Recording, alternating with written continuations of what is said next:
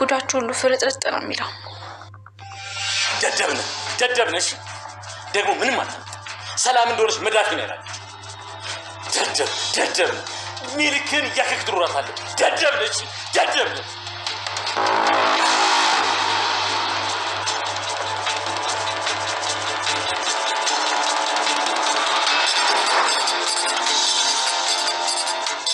ወይዘሮ ሰላም ምን አይነት ሰዎች ነው የከበቡሽ?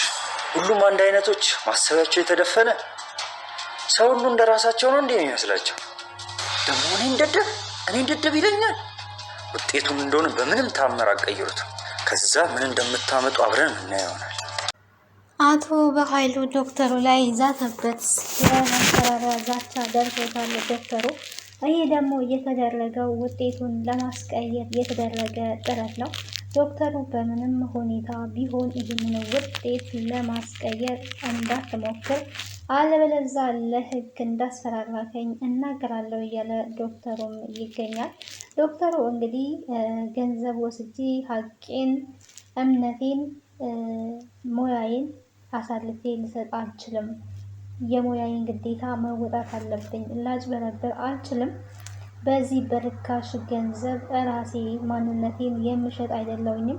እንደዚህ ቆሻሻ ያለክ አስተሳሰብ አንተ በገንዘብ ብቻ ጭንቅላት ሊያስብ የሚችለው በማለት እንግዲህ ለበኃይሉ መልሶችን ሲሰጥ ተመልክተናል። ታዲያ በኃይሉ አሁን ላይ ዶክተሩን የማስፈራሪያ ዛቻ እያደረሰበት ይገኛል። ይህን የሚያደርገው ደግሞ ውጤቱ ግዴታ ካልተቀየረ በኃይሉ ወደ እስር ቤት መግባቱ የማይቀር ነገር ነው።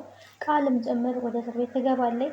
እንግዲህ ሲያስቡለት ሲያቅዱለት የነበረው የሰላምን ገንዘብ መውሰድም ከዚህ በኋላ እንደማይሳካለት ስላወቀ በጣም እየተነጫነጨ ይገኛል። ይሄንን ደግሞ ሰላምን ብትሆን በደንብ አውቃለች። እኔ ከውጤቱ በኋላ ቃል የኔ ልጅ ካልሆነች የኔና ያንተ ነገር የመጨረሻ ይሆናል በማለት እንግዲህ ማስጠንቀቂያ ሰጥተዋለች። ውስጧ እንግዲህ አንተና ቃል እኔ ላይ እየተጫወታችሁ እንደሆነ ነው ውስጤ የሚነግረኝ ብላለች። አሁን ላይ ሁሉም ነገር ግልጽ ሆኖላታል ማለት ነው። ሰላም ጤና ይስጥልኝ ውድና የተከበራችሁ የቻናሌ ቤተሰቦች እንዴት አላችሁ? በያላችሁበት ሰላማችሁ ይብዛ። ለዚህ ቻናል አዲስ ከሆናችሁ ሰብስክራይብ፣ ላይክ፣ ሼር እያደረጋችሁ ቤተሰብ እንድትሆኑ በአክብሮት ጋብዛለሁኝ። እንግዲህ ቀጣዩን አደራ ድራማ ወደ እናንተ ይዤላችሁ መጥቻለሁ። በዚህ ክፍል እንግዲህ አዳዲስ ነገሮች ተፈጥረዋል። በቅርቡ እንግዲህ ብሌንና ሰላም እናትና ልጅ እንደሆኑ የሚታወቅበት ጊዜ ቅርብ ነው። እዛ ቤት እንግዲህ ብሌን ሰራተኛ ሆነ ነው የምትሰራው። ዶክተሩ ግን አንድ የታየው ግልጽ የሆነለት ነገር አለ። ሳይኮሎጂ የተረዳው ነገር ብሌንም በጣም ተኩሮ ብሎ ሲመለከታት ነበረ። አተኩሮ በሚያያት ጊዜ ይሄ ዶክተር እንዴ ምንድን ነው እንደዚህ የሚያየኝ? ፊቴ ላይ ምን የተለየ ነገር ኖሮ ነው ከገባ ጀምሮ የሚመለከተው እኔን ነው በማለት እንግዲህ ብሌን ቡና እያፈላች ግራ በመጋባት እና በመሳቀቅ ላይ ቁጭ ብላ ነበረ። ታዲያ ቃል ደግሞ አሁን እቺን ገረድ እንደዚህ የሚመለከታት እንደዚህ የሚያያት ወዷት ነው ወይስ እንዴት ነው? ቆይ እሱ የየትኛው ጻድቅ ነው ገረድ ሊወድ የሚችለው? እያለች እሷ እንግዲህ የወሰደችበት መንገድ ይሄ ነው። የራሷን ክብር አዋርዳለች። እኔ የሀብታም ልጅ ያልተወደድኩኝ እሷ እንዴት ትወደዳለች ብላ ነው የምታስበው። ብሌን እንግዲህ ከቃል በብዙ ነገር ትበልጣታለች። በስነ ምግባር ትበልጣታለች፣ በመልክ ትበልጣታለች። በዛ ላይ በንጹህ ሕሊና በጉልበቷ ለፍታ ጥራ የምታደርስ ሴት እንጂ የሰውን ገንዘብ ለማጭበርበር በውሸትና በወንጀል ተጨማልቃ የምትኖር ሴት አይደለችም። እዚህ ጋር ያልተረዳችው ነገር ቃል ያንን ነው።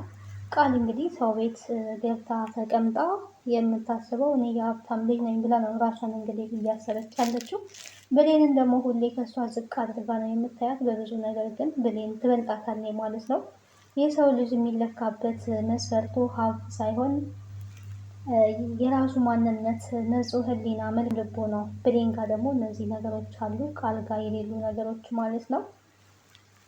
ሰራተኛ የሆነችው ደግሞ ብሌን እንግዲህ በገዛ በእናቷ ቤት ነው። ዶክተሩ ታዲያ ልብ ብሎ ካያት በኋላ ሰላምና አንቺ በጣም ትመሳሰላላችሁ። መጀመሪያ ወደ ቤት ስመጣ እኮ ልጅ የመሰልሽኝ የዲኤንኤ ምርመራ ያስፈለገው ላንቺ መስሎኛል ነበረ ሲላት የነበረው። ታዲያ ቃል በዚህን ጊዜ በጣም በመደንገጥ ምንድን ነው የምትለው? እኔና እሷና ሰላም እንዴት ነው የሚመሳሰሉት? እኔ ልጇ እያለው እንዴት ትመሳሰላለች ትላለች። አንዲትን ገረድ ነበረ ስትል የነበረው እና ይሄ የሚያስቆጣሽ አልመስለኝም ወይዘሮ ቃል ተረጋጊ። መመሳሰል ብቻም ሳይሆን በጣም በጣም ተቀራርበው ነው የሚመሳሰሉት። ቁርጥ ሰላምን ነው የምትመስለው። ተረጋጊ ወይዘሮ ቃል ነበረ ሲላት የነበረው ማለት ነው። ቃል እንግዲህ አስቀድማ የምትጨፍለው ውሸት የታወቀብኝ ተነቃብኝ በማለት ነው። ኦልሬዲ ዶክተሩ ቃል የሰላም ልጅ እንዳልሆነች አውቋል። ይሄን ደግሞ ያወቀበት ውጤቱን እንድትቀይርልኝ ፈልጋለሁ፣ አንድ የፈለግከውን ነገር ለማድረግ ዝግጁ ነኝ በማለት በሴትነቷ ለመደለል ሞክራ ነበረ። በኃይሉ በገንዘብ እሱን ለማጭበርበር ሞክሮ ነበረ። እንግዲህ ሁለቱ የራሳቸው የሆነ ሚስጥር አላቸው። ነገር ግን ዶክተሩ ከዚህ ከሁሉም ከነሱ ማጭበርበር ጋራ አልተስማማም ወይም ደግሞ አልተጋራም ማለት ነው። እንደዚህ ሀቀኛ ዶክተሮችን ያብዛልን፣ ለሀቅ የሚሰሩ ማለት ነው፣ እውነትን የማያዛቡ። እንግዲህ የዲኤንኤ ውጤቱ በቅርብ ይመጣል። ሰላም ግን በምን አይነት አውሬዎች ነው የተከበብሽው? በማለት ለራሱ ዶክተሩ በጣም እየተገረመ ነበረ። ደደብነት ብሎት ነው ሲሰድበው የነበረው ዶክተሩን እንግዲህ አቶ በኃይሉ ጭራሽ እኔን ደደብ ይላሉ ያለው። እንግዲህ እዚህ ጋር ደደቡ ማን ነው? በገንዘብ ሕሊናውን የሸጠ የሰው ገንዘብን ለማግኘት ብሎ እህቱን እየካደ የእህቱ ልጅ ያልሆነችውን ቤት ውስጥ አምጥቶ ልጅሽ ናት ያለ። እንግዲህ እዚህ ጋር ስታገናዝቡት ያው መልሱን ለእናንተ ትቻለሁ። ዶክተሩ ደግሞ ለሙያዬ ታማኝ ነኝ፣ ለገንዘብ ብዬ እምነቴን በሽርፍራፊ ሳንቲም አልሸጥም፣ ቃሌን አላጥፍም፣ ቃሌን ታምኜ ነው የምኖረው በማለት እንግዲህ መልሷል ነው። እዚህ ጋር እንግዲህ ጭንቅላታችሁ ሁሌ በገንዘብ ነው የሚያስበው ብሏል ዶክተሩ። ሪሊ አንዳንድ ሰዎች ሀብታም ስለሆኑ ገንዘብ ስላላቸው የፈለጉትን ነገር በራሳቸው ማድረግ የሚችሉ ይመስላቸዋል። ገንዘብ ግን ከሰው በታች እንጂ ከሰው በላይ አይደለም። መቼም ደግሞ ሆኖ አያውቅም፣ ወደፊትም አይሆንም። ገንዘብን የሚያስገኘው የሰው ልጅ ነው። ሰርቶ ማምጣት የምችለው የሰው ልጅ ነው። ስለዚህ ለገንዘብ ተገዢዎች መሆን አስፈላጊ አይደለም፣ ከፈጣሪ ያጣላል። ገንዘብ እንደ ገንዘብነቱ የሚያስፈልግበት ቦታ አለ። ኦፍኮርስ ገንዘብ ለብዙ ነገር ያስፈልጋል። ነገር ግን በሀቅ ሲመጣ ተለፍቶበት ሲመጣ እንጂ ዝም ተብሎ በማጭበርበር ሲመጣ አይደለም ማለት ነው። በኃይሉ እንግዲህ እዚህ ጋር ለገንዘብ ብሎ በጣም ብዙ ወንጀሎችን ሰርቷል። ያ ብቻ አይደለም እንግዲህ አቶ ሰለሞንም እንደገደለ እናውቃለን። ታዲያ የአቶ ሰለሞን ሚስት ወይዘሮ ገነት እና ልጇ ዳግም ደግሞ በዙሪያው እንዳሉ እሱ እስካሁን እነሱ እንደሆኑ አላወቀም። ወይዘሮ ፀሐይ ታዲያ ይሄንን መረጃ ነግረዋለች። እንዲህ ወይዘሮ ገነት የአቶ ሰለሞን ሚስት ናት ወይ? እንዴት? እኔ እኮ አጽድቻቸዋለሁ አስወግጃቸዋለሁ ብዬ ነበረ። እንዴት እስካሁን ኖሩ? እነዚህንማ ማጽዳት አለብኝ፣ አለበለዚያ ከባድ ችግር ነው ሊፈጠር የሚችለው። ጭራሽ በዚሁ በዙሪያ እያሉ እስካሁን እንዴት አላወቅኩኝም? ምን አይነት የማረባ ደደብ ነኝ እያለ ራሱንም እየወቀሰ ይገኛል። ቀጣይ እንግዲህ ለወይዘሮ ገነት እና ለዳግም ከባድ ነገር ይገጥማቸዋል ብዬ አስባለሁ። ክፉ ጎረቤት እንግዲህ ከክፉ ጎረቤት ፈጣሪ ይጠብቅን። ከባድ ነው። ሚስጥር አሳልፋ እየሰጠች ያለችው አብራ እየበላች እየጠጣች ወይዘሮ ፀሐይ ናት። ጎረቤት እንግዲህ አሳልፋ ሰጥታለች። ዳግም ስለ አባቱ ማወቅ ይፈልጋል። የአባቱን ገዳይ ማወቅ ይፈልጋል።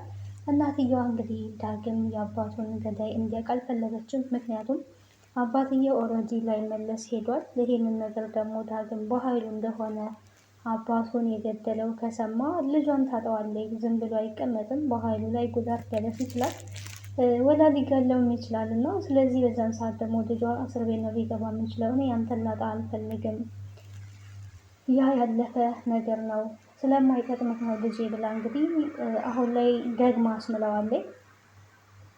ከዚህ በኋላ አላነሳም በቃ ስለ አባቴ አንቺን ኢንሳኝ በማለት ምሎላታል ማለት ነው።